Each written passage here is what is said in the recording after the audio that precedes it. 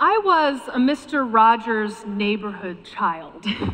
Certain episodes are imprinted in my memory, the crayon factory and the swimming pool episodes, to be specific. But his messages of kindness and care and the way he delivered them have shaped a generation or more of children, including myself. Won't You Be My Neighbor, the documentary about Fred Rogers' life and TV ministry, he was a Presbyterian minister, includes the story of his own childhood.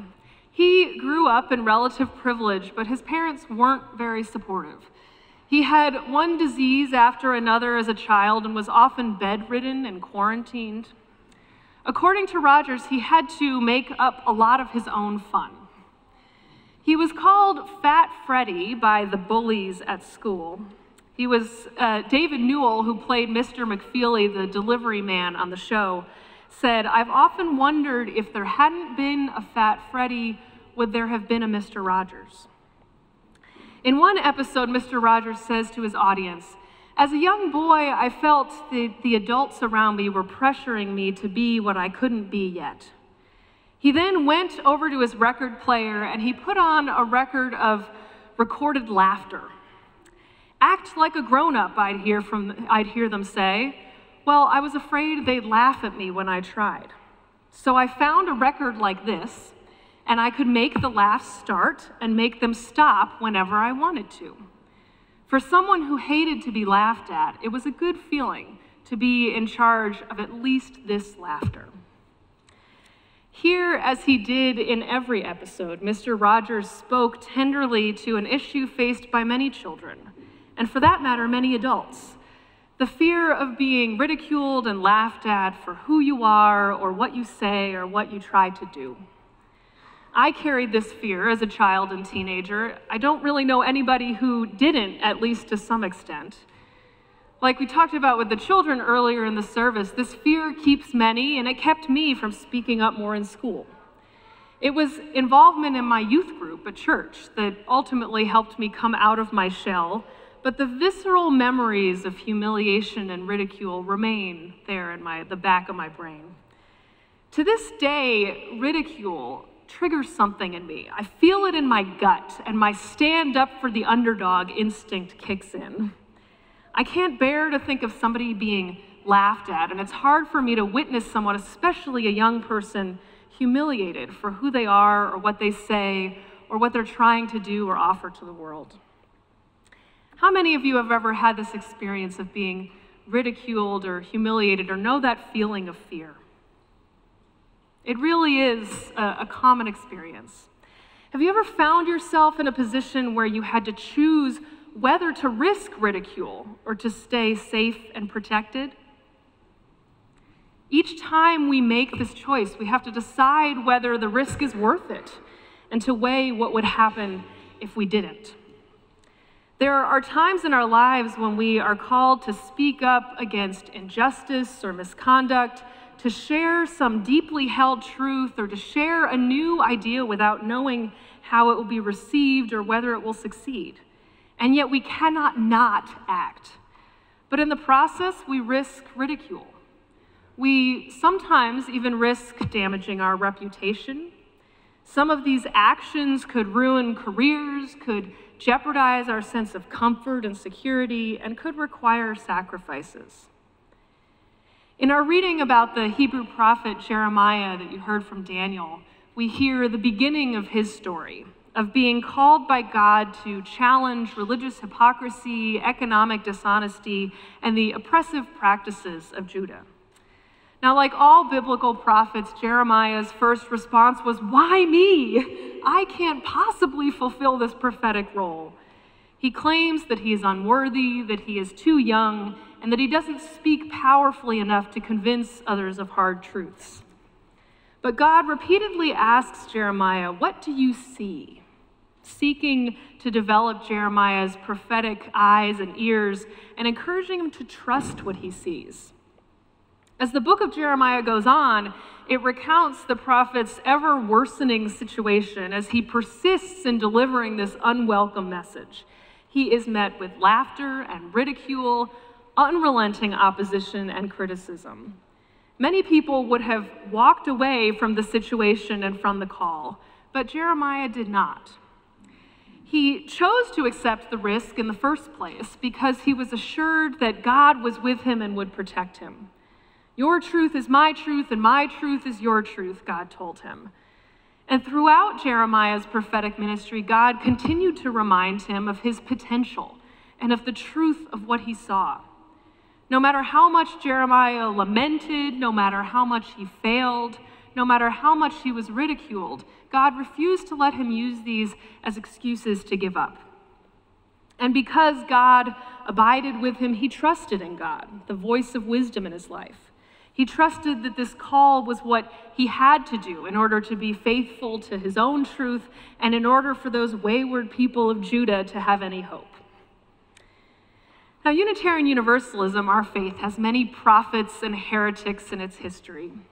We have ancestors who spoke out about what they saw and shared the truth of who they were or what they believed at great risk to their reputation and sometimes their lives. They were ridiculed, they lost relationships and professional standing, and in some cases they were even killed. But their passion and commitment to what they believed caused them to persist and to make great sacrifices. This cloud of prophetic ancestors made Unitarian Universalism what it is today. One such modern-day heretic who actually found his way to Unitarian Universalism after a fall from evangelical megastardom is Bishop Carlton Pearson, whose words we heard earlier. Pearson is a fourth-generation African-American Pentecostal who founded one of Tulsa, Oklahoma's most prominent megachurches.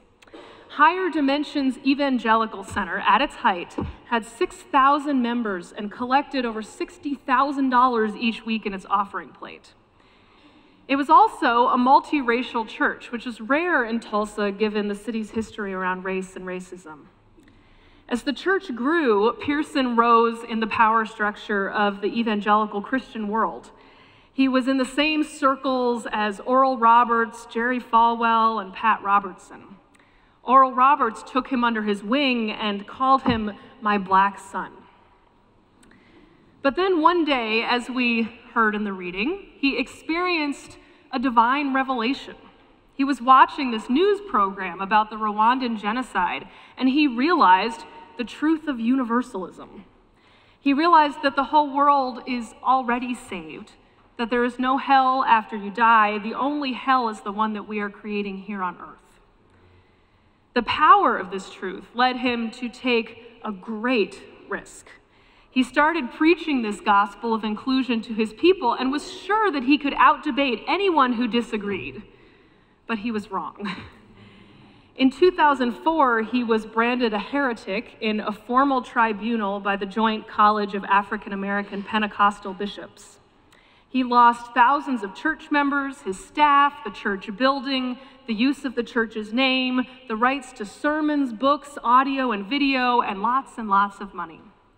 His children were taunted at school, and parents of their friends forbid them to play together. Local businesses refused to serve him and his family. He said that the venom that he felt from conservative Christians was much deeper, much more adamant, and more ferocious than any racism he had ever encountered. As he navigated this liminal space and tried to figure out what this meant for his life, he reconnected with a minister in town whom he had spoken with on a panel in 2001. The minister was Marlon Lavenhar of All Souls Unitarian Church in Tulsa. They explored their common universalist theology, and Lavenhar invited Bishop Pearson to preach at All Souls. After a while, Pearson decided that this was his spiritual home. Many of his church members started coming to All Souls, and all of a sudden, overnight, it grew massively in size and became a multiracial congregation. It was a risk for both Bishop Pearson and the Unitarian Universalist congregation, but as Lavenhar said, this is about becoming who we say we are. Now, Bishop Pearson lost his ministry, his income, and his fellowship with other Pentecostals. But he claims that he came through this risk and loss better off because now he feels free. His story is a powerful one, and while our lives may not share all the details of his, I think that all of us have come to moments in our lives where what we believed to be true in the past wasn't working for us anymore. And to make a shift and to share our new perspective came with potential risks. The thread running throughout the lives of prophets and heretics and throughout the lives of each of us, as we decide when and where to take these risks, is a thread of shame and worthiness. Fear of ridicule is fear of shame, and shame is a deep feeling of unworthiness.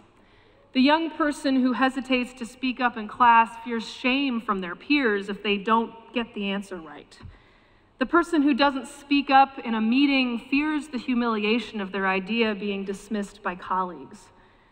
The person who asks themselves whether to challenge injustice fears resistance and questions whether they are the right person.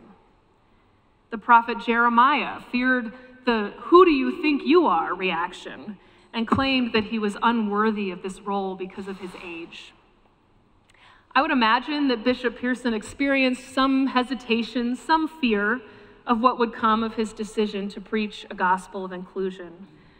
But when God asked him, in essence, "What do you see?" he trusted what he saw. He said in this interview that I read part of earlier, "The closest to God you'll probably ever get is you." This was part of his realization at that moment, that holy wisdom lives within him and within you, not only in some future realm. Holy wisdom lives within us if we trust what we see and listen to it. And the good news of Unitarian Universalism, our gospel of inclusion, is that you are worthy. You are enough. The truth or possibility that you see is worth trusting and following. So I invite you to ask the question of yourself, what do you see? What is the truth that you know about yourself and about life? Do you maybe have a dream or a new idea that is begging to be put out into the world? And will you risk proclaiming this truth and sharing this dream, regardless of what others might say? I read recently a story about the crowdfunding site Indiegogo, which was founded in 2008 as the first website of its kind, and that it struggled initially to secure its own funding. How ironic. They were rejected by 92 investors who apparently thought their idea was ridiculous or destined for failure. But their dream was to help others find funding for their dreams and ideas and to support them in making them a reality. Danae Ringelman, one of Indiegogo's founders, said, "Any other logical person would have said, 'Give up, it's not working.' But we knew this was the future. We knew this would help people who would not be served by the traditional system. You don't need everything worked out before you launch. You can only see what users want after you show them something and see if they use it. Expect resistance, expect rejection, expect ridicule, and expect things not to go to plan. Expect self-doubt when you are building something new and important for the world." Ringelman's father used to say that the world has incredible inertia, it loves to say no, and it's your job to keep saying yes. Sometimes it does feel like the world loves to say no. That's ridiculous. You're ridiculous. And it is our job to keep saying yes. Yes, you are worthy. Yes, your truth is worth listening to. Yes, you can speak out and be yourself and share your ideas and dreams. What we're doing here at this church, as I said to our kids earlier, is creating a community of courage and risk, and a community that says yes to you and to new truths, and a community that refuses to get stuck in the inertia of no. We have been challenged in this regard recently during Reverend Dr. Tandeka's visit in February. In group settings, she always shared her policy that we do not laugh while someone is speaking, even if we think what they said is funny, and even if we think they intended it to be funny. We listen silently because we don't know how the laughter will be received. It could be taken as ridicule. Now, this policy was very difficult for me, and it forced me to examine how I engage with others. I usually experience laughter as solidarity or affirmation or evidence that someone is listening. But I also often find myself unconsciously chuckling or laughing when something feels familiar to me or I can identify with it. But now I'm more aware, more conscious of my response, because the last thing I would want is for someone to think that I am ridiculing them or dismissing what they're saying or not taking them seriously. This church is a community that seeks to uphold the worth and dignity of all. This is part of our covenant and our principles. All are worthy of love and of listening. We seek to respect and preserve the dignity of one another because not to do so would suggest that we are unworthy. And one of the ways that we do this is by not ridiculing others or their ideas. No effort, no truth-telling, and no life is without its bumps and imperfections, so it requires courage to share and risk to reveal. But what better place is there than church to do so and to be held in community both when we succeed and when we fail? We began worship this morning by singing Siyahamba, a South African freedom song from the apartheid era. It's a joyful song, a celebration of freedom, and an affirmation that we are held by something larger than ourselves as we march, sing, dance, and live our lives. It says, as we fight for freedom, and as we risk ridicule and much, much more, that God is with us and around us and shining light on us. Now, the founder of Indiegogo said to expect self-doubt, which is hard. But when we encounter it, there are many that we can look to for inspiration and sustenance. We can look to our ancestors, UUs, and others who risked ridicule and damaged reputation and loss of standing to proclaim what they believe. To the prophets, biblical and modern day, who have persisted in challenging injustice and encountering theologies that are hurtful. And to the courageous people who have dared to share their dreams, not knowing whether they would ever come to fruition. While it may seem sometimes like the world is one big broken laughter record, as Mr. Rogers showed us, we do have the power to pause it. We do this by paying attention to our own response to others and by approaching the revelations of our neighbors with curiosity and openness. We can join the cloud of courageous ancestors who in large and small ways risk being vulnerable for a greater good.